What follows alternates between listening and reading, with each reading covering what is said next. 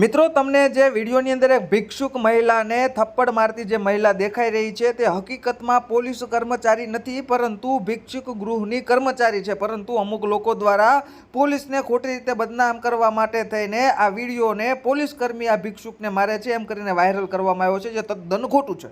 હાલમાં સોશિયલ મીડિયામાં ખોટી રીતે વાયરલ થયેલા સુરત પોલીસના વિશેના એક વિડીયોમાં જેમાં વૃદ્ધ મહિલાને એક પોલીસ કર્મચારી દ્વારા અભદ્ર વર્તન કરવામાં આવ્યું છે તેવું દર્શાવવામાં આવેલ છે, જેની ખરેખર ખરાઈ તપાસ કરતા એવું જાણવા મળ્યું છે કે આ વૃદ્ધ મહિલા સાથે અભદ્ર વર્તન કરનાર મહિલા એ કોઈ પણ જાતની પોલીસ કર્મચારી નથી, પરંતુ તે ભિક્ષુક ગૃહમાં કામ કરતી એક કર્મચારી છે।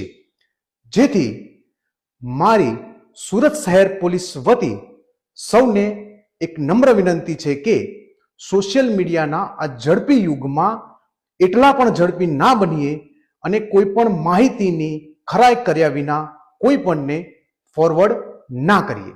ધન્યવાદ। નમસ્કાર મિત્રો, છેલ્લા ઘણા સમયથી આપણી આ ગુજરાત પોલીસને બદનામ કરવા માટે થઈને અમુક અસામાજિક તત્વો, આવારા તત્વો સોશિયલ મીડિયાની અંદર સક્રિય થયા છે, અને એમાં મોટા ભાગના કયા આવારા તત્વો છે ગુજરાતની જનતા ખૂબ સારી રીતે જાણતી હશે।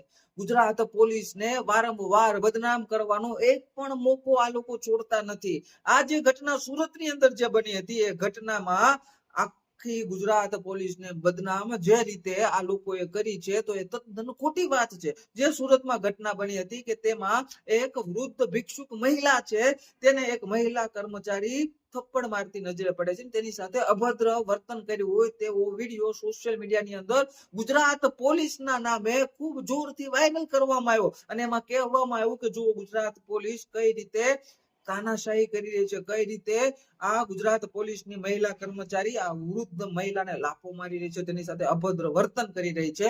પરંતુ જ્યારે તપાસ કરવામાં આવી ત્યારે એ વાત બિલકુલ ખોટી સાબિત થઈ છે। તે મહિલા જે કર્મચારી છે, જે વૃદ્ધ ભિક્ષુક મહિલા સાથે અભદ્ર વર્તન કરે છે, તે કોઈ મહિલા પોલીસ કર્મચારી ગુજરાત પોલીસની નથી, પરંતુ ભિક્ષુક ગૃહની અંદર કામ કરતી મહિલા છે કે જેને મહિલા સાથે અભદ્ર વર્તન કર્યું છે। પરંતુ બદનામ કરવામાં કોને આવ્યું? ગુજરાત પોલીસને બદનામ કોને કરવામાં આવી? એ ગુજરાત પોલીસની મહિલા પોલીસ કર્મચારીનું ખોટું નામ લઈને। એટલે આવા અસામાજિક તત્વો, આવારા તત્વો જે સોશિયલ મીડિયાની અંદર બદનામ કરવાનો પ્રયાસ કરે છે ગુજરાત પોલીસને, એવા લોકોથી તમારે સાવધાન રહેવાની જરૂર છે।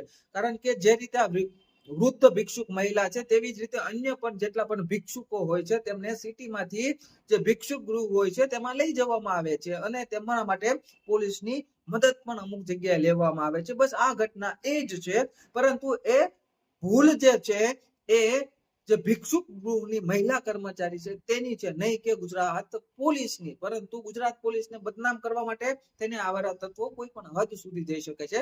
હું તમને વિનંતી કરું છું કે ક્યારેય પણ આવી ઘટના ગુજરાત પોલીસ બાબતની આવે તો તેની ખરાઈ કર્યા વગર આપણે સોશિયલ મીડિયામાં આગળ ફોરવર્ડ કરવી જોઈએ નહીં। જો સત્ય ઘટના હોય તો વાત બિલકુલ અલગ છે, પરંતુ આવી અધૂરી માહિતી વાળી જ્યારે કોઈ પણ આવા વિડીયો આપણી પાસે આવે ત્યારે આપણે એને આગળ ફોરવર્ડ કરવા જોઈએ નહીં।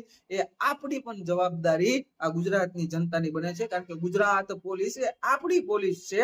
આપણી સુરક્ષા માટે આપણી ગુજરાત પોલીસ હર હંમેશા આપણને સાથ સહકાર આપતી હોય છે। હું ફરીવાર બધા મિત્રોને વિનંતી કરું છું કે આવી અધૂરી માહિતી વાળા વિડીયો ગુજરાત પોલીસ બાબતના હોય તો એને આગળ ફોરવર્ડ કરવા નહીં।